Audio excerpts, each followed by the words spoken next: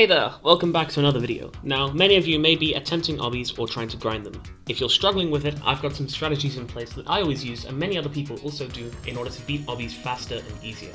In this video, I'm going to go over all of them, including some of the more unorthodox ones, so I hope you enjoy the video. Now, the first and most common method of practicing obbies is just to go through and do every jump. Just all jump the obby, play through it, if you fail, go back to the jump you failed. It's a method that absolutely everyone uses, and probably you as well.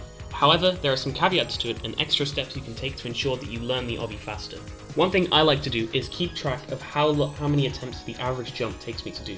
And if there are jumps that take me many attempts and I can't do them, then after I finish the all jump run, I'll go back and I'll find strats. I'll talk more about strats in a second, but that's one thing I like to do. Now, if an obby can be out of your skill range, for example, if you're trying to jump to a higher tier or a higher difficulty, one advice I have is to do Start-Pos Runs. Now, this is something that came from Geometry Dash, and basically the gist of it is that you would set a checkpoint at about halfway through the obby, maybe nearer to the beginning or nearer to the end, and then you would do runs from that to try and get to the end of the obby. This is better because it allows you to practice jumps near the end in actual runs. However, I wouldn't recommend doing Start-Pos Runs all the time, because it may end up with you getting inconsistent at the start of the obby instead of the end, and then you're just back at square one again.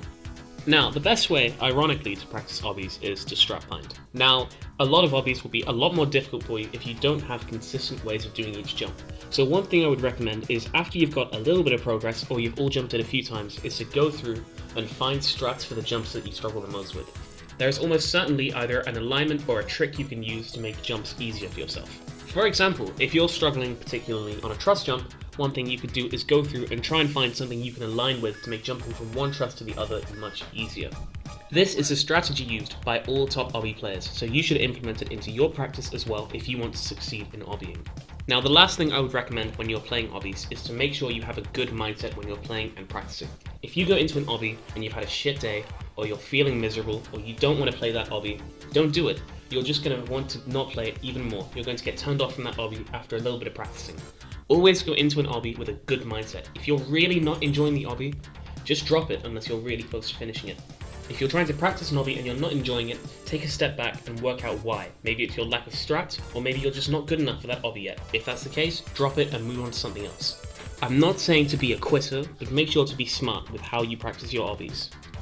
Well, I hope you enjoyed the video. If you did, make sure to leave a like and subscribe, because it means a lot.